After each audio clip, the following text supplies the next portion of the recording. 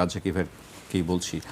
এর আগে আমরা বিভিন্ন বক্তব্য শুনেছি, একাধিক দলের থেকে শুনেছি যে নির্বাচনে মানে ইঞ্জিনিয়ারিং হয়েছে। আজকে বলা হচ্ছে কোনো ইঞ্জিনিয়ারিংয়ের কোনো ঘটনা ঘটেনি। এখন আমার কাছে কি ইউর রিপোর্টটাই মডেল? সেইটি আমি আপনার কাছে জানতে চাই। আসলে যদি ওইটা মডেল হয়, দেখেন এইটা যদি আপনি ধরে নেন যে ইঞ্জিনিয়ারিং হয় নাই, এই কথাটা বললে কাদের পক্ষে যায়, কারা খুশি হবে? ফর এক্সাম্পল, এখন যারা পার্লামেন্টে আছে, কথার কথা, বিশেষ করে পার্লামেন্টে যারা ক্ষমতাসীন দল, এটা তো পজিটিভ একটা রিপোর্ট তাদের পক্ষে, এই ইঞ্জিনিয়ারিং নিয়ে যদি কথা বলে। আচ্ছা, আবার এদের রিপোর্টটা নিয়ে যদি আমি বলি, কতজন লোক মারা গেছে জাতিসংঘের রিপোর্ট দিছে না, এই যে জুলাই আন্দোলনে, এগুলো তো ওই সরকারের সময় সরকারিভাবে হত্যা করা হয়েছে, সেটা কিন্তু আবার গ্রহণযোগ্য না। জাতিসংঘ সব জানে কিনা? বিষয়টা হচ্ছে আমাদের স্বচ্ছতা নাই। কেন স্বচ্ছতা নাই? যেমন ধরেন আপনি, জামাত তার জীবনে সর্বোচ্চ 3টা সিট পাইছে আমি জানি, ওই একক নির্বাচনে। তারপর কিন্তু এই জামাতরে স্বাধীনতা বিরোধী শক্তি 55 বছর ধরে বলছি, কিন্তু আমরা বিচার করতে পারি নাই কেন? আমি কথার কথা বলছি। কিন্তু সেই জামাত আজকে আস্তে আস্তে আস্তে 68টা সিট নিল, 68টা আসন পাইছে, 31% নাকি ভোট দিছে। আবার তাদেরকে আমি নির্মূল করতে চাই, তাহলে কি এই যে 31% ভোট পাইলো, এটা কি জিনিস? অনেক প্রশ্ন আসে তো। কাজে আপনি এই যে ইঞ্জিনিয়ারিং হয় নাই, যে রিপোর্টটা যে তারা দিছে, এটা আমি তো চ্যালেঞ্জ করতে পারি না। কেননা আপনি গণভোট 2বার গণছেন, আপনার কি মনে আছে? একবার গণলেন 12 তারিখ, 13 তারিখ আপনি একটা গেজেট দিলেন, তারপরে 7 দিন পর আবার একটা গণনা হইলো, 10 লাখ ভোট বাতিল হয়েছে। তো সেদিন যে গুনলেন তখন কোথায় ছিল? আর একটা প্রজ্ঞাপন জারি করলেন। এই যে 2টা প্রজ্ঞাপন জারি করলো, এই 2টা প্রজ্ঞাপন জারি করা মানে 10 লাখ লোক ভোট শুধু গণভোটেরই নষ্ট হইলো, আর যে নির্বাচনের বিভিন্ন আসনে তার কোথাও কোনো ভোট নষ্ট পায় নাই। কাজে আমি ওই রিপোর্টটায় যে আমি খুব খুশি হয়েছি সেটা না, এবং আমার কাছে আমি ঠিক বুঝি না। আমার কাছে মনে হয় সব জায়গায় বোধহয় একটা রাজনীতি থাকে। এখন এইটা এই এত সুন্দর একটা রিপোর্ট দিয়েছে, ইঞ্জিনিয়ারিং হয় না, তারাই অথরিটি হয়ে গেল। আমার দেশের ইলেকশন কমিশন আছে, সব কিছু আছে, সেখানে আমাদের নিজেদের ভিতরেই বিতর্ক আছে। সৈয়দ রেজওয়ানা বলছেন কি উগ্রবাদীরা যাতে মেইন স্ট্রিম আসতে না পারে সেই ব্যবস্থা তারা করেছে, বলছে তো, কথাগুলো তো আসছে। তো যদি আইসা থাকে তাহলে তো এই কথাগুলো থাকলে তো একটা কনফিউশন, একটা সন্দেহ থেকে যায়। বাট নির্বাচনী ফলাফল যা হয়েছে, আমরা তিনি কোন কথার ভিত্তিতে আসলে তিনি বলেছেন, আমরা কেমনে বলবো সেটা? উনি তো বলছেন, উনি কিসের ভিত্তিতে বলছেন আমি কেমনে বলবো? বলা হচ্ছে কোনো ইঞ্জিনিয়ারিং নেই, তাহলে তিনি কেন এটাকে বলতে গিয়েছেন? এখন কোনটা আপনি ধরবেন? কোনটা ধরবেন? আপনার কাছে ওইটা অথরিটি হলে কি আমার দেশে ইলেকশন হবে, অথরিটি তারে ধরবো? আবার যদি তাকে অথরিটি ধরি, তাহলে রেজওয়ানাটা কি হিসাবে বললো তাকে আপনি জিজ্ঞাসাবাদ করেন। আবার যারা গণভোট গণনা করে 10 লাখ বাতিল পাইলো তাদেরকে জিজ্ঞাসাবাদ করেন। আমি তো রাজি, হ্যাপি, ডু ইট। ইউএন মিশনের ইউএনের যে রিপোর্টটা, ওইটাই আপনি ইঞ্জিনিয়ারিং যদি না হয়ে থাকে 100 ভাগ। এই প্রশ্নটা আসতেছে কেন? এই যে প্রশ্নটা আসতেছে ইঞ্জিনিয়ারিং হয় নাই, এই প্রশ্নটা আসলো কেন? ওনাকে বলতে বলছে কে এটা যে এখানে ইঞ্জিনিয়ারিং হয় নাই? ওনারা বলতে বললো কে? এটা কি বাংলাদেশ সরকার দাবি জানাইছে যে আমাদের নির্বাচন সম্পর্কে আপনি বলেন? মানে উনি বললো কেন? নাকি ওনাকে কেউ বলাইছে ইনফ্লুয়েন্স করে যে আমি একটা সুন্দর নির্বাচন উপহার দিব, সারা পৃথিবী তাকায় তাকায় দেখবে? এটা যারা বলছিলেন তারা দেওয়া হয়েছেন কিনা এটা আমরা জানি না। অবশ্য আমরা তো জানি না। তো সেজন্য আপনি তো এই প্রশ্নটাকে আনলেন কেন যে আজকে তারা প্রতিবেদন দিয়েছে, কেন আপনি দিবেন কেন? আর সেটা নিয়ে আমরা সাথে ডিবেট করব। আরেকটা হতে পারে, বলেন, আজকে যে নিউজগুলো আমরা দেখেছি, হয়তো কালকে এমনও হতে পারে যে এই যে মিডিয়াগুলো এই নিউজটা করেছে যে কালকে উনি ইঞ্জিনিয়ারিং শব্দটা ব্যবহার করেনি। আমাদের এখানে এটা হচ্ছে, জি, এই নিউজগুলোই যারা করছে পরের দিন বলছে যে এই আলোচনাটা নাই। গতকালকে সারাদিন সোশ্যাল মিডিয়া, মেইন স্ট্রিম মিডিয়াতে আলোচনা হচ্ছে ডক্টর মোহাম্মদ ইউনূস রাষ্ট্রের সর্বোচ্চ গুরুত্বপূর্ণ ব্যক্তি হিসাবে যে 1 বছরের সুবিধা, সেই সুবিধা সরকার 6 মাস করে দিয়েছে। এটা নিয়ে টকশো হয়েছে, কালকে আমরা একটা টকশোতে এটা নিয়েও কথাও বলেছি।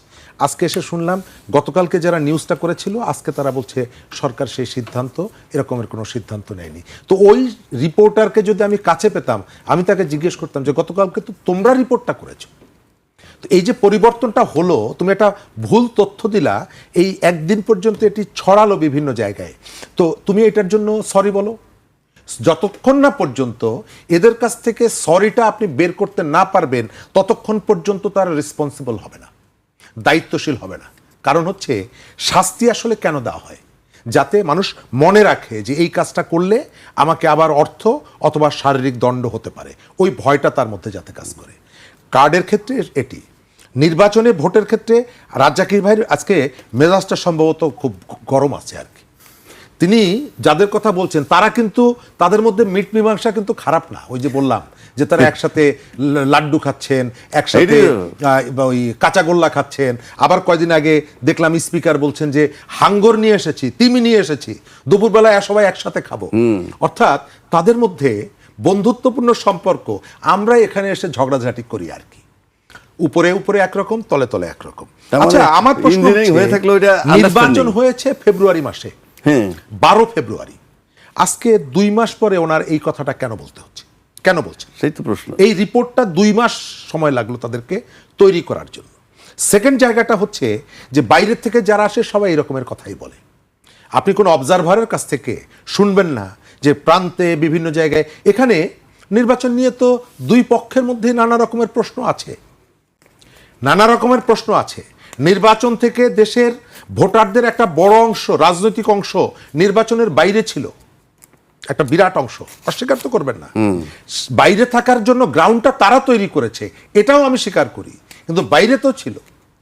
প্রশ্ন তো উঠেছে, দুই পক্ষ থেকে প্রশ্ন উঠেছে, যারা বিজয়ী হয়েছে, যারা পরাজিত হয়েছে। আবার আপনি পার্লামেন্টে একটা রাজনৈতিক দল সে পরাজিত হয়েছে, তাকে ঠকানো হয়েছে।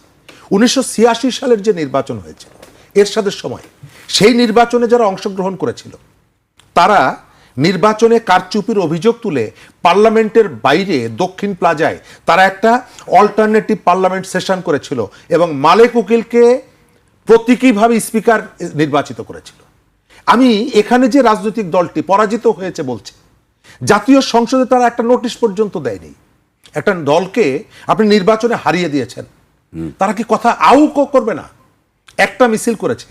বাংলাদেশে দ্রব্যমূল্য নিয়ে একটা মুরগি মারা গেল 5 বার মিছিল করে যে রাজনৈতিক দলগুলো, একটা কথাও বলছে না। এক। দ্বিতীয়ত, রাজ্জাকি ভাই একজন আইনজীবী, আমার থেকে ভালো বুঝবেন। আমি যদি তার কাছে গিয়ে বলি যে রাজ্জাকি ভাই, আমার জাকির ভাই আমার একটা মুরগি মেরে ফেলেছে, আমি একটা মামলা করব, রাজ্জাকি ভাই জিজ্ঞেস করবেন যে কিভাবে মেরেছে, তার একটা গ্রাউন্ড বলতে হবে। আর এখানে আমি শুনছি অমুক অমুক নির্বাচনে কারচুপি করেছে। আরে বাবা, তোমাকে তো বলতে হবে যে কিভাবে কারচুপিটা করেছে। আপনি শুনেছেন কোথাও কারচুপি? শুনেছেন, কিন্তু কিভাবে কারচুপিটা হয়েছে এই সম্পর্কে পরিষ্কার কোনো বক্তব্য কি শুনেছেন? একটা নির্বাচন কারচুপি করার জন্য অনেকগুলি স্টেজ আছে। আপনি শেখ হাসিনা যেটা করতো, আগের রাতে ব্যালট বক্স ভরে রাখা, ডিসিদেরকে প্রভাব বিস্তার করতে বলা, আপনি ভোট কেন্দ্রে যেতে ভোটারদেরকে বাধা দেওয়া, তারপরে জাল ভোট দেওয়া, তারপরে হচ্ছে ভোটের ফলাফল উল্টে দেওয়া। তো এখানে আমি এখন পর্যন্ত শুনলাম না যে কারচুপিটা এইভাবে হয়েছে। সবাই বলছে কারচুপি হয়েছে, দুইজনে করেছে। তো দুইজনে কি কারচুপি করতে পারে? একটা সরকার, তার টিমের যারা ছিলেন, আমাদের প্রধান উপদেষ্টা কি বলেছিলেন যে নতুন দলের অনেকে এমপি হবে, তারা মন্ত্রী হবে। এখন যদি আমি ধরে নিই যে ফলাফল আগের থেকে ঠিক করা ছিল, মজার ব্যাপার হচ্ছে যে এই প্রশ্নগুলো আমরা কারো কাছে করছি না, এই প্রশ্নগুলো কোথাও উঠছে না। আপনি দেখছেন হ্যাঁ না ভোট প্রচার নিয়ে গত 2 দিন ধরে যা হচ্ছে, শেষ একটা খাওয়া খাইয়ের যে একটা পর্ব চলে, সেই শেষ পর্বটা কি বাংলাদেশ ব্যাংকে দিয়ে টেলিফোন করিয়ে সারা জীবন ধরে গত 15 বছর ধরে সুশাসনের কথা বলছেন যে বদিউল আলম মজুমদার আর সুজন। এখন শুনছি যে এটাকে গণভোটটা তার জন্য একটা ঈদের উৎসব এনেছে। এখান থেকে 6 কোটি, সেখান থেকে 2.5 কোটি, সেখান থেকে 3 কোটি। যে ডিবেট করে সেও 20 লাখ টাকা নিয়ে এসেছে বাংলাদেশ ব্যাংকে দিয়ে, আর একটা জায়গায় চাপ দিয়ে। মানে এটা হচ্ছে একটা মৌসুম। তো এই ঘটনাগুলো আমাদের সম্ভাবনাগুলোকে নষ্ট করে ফেলেছে।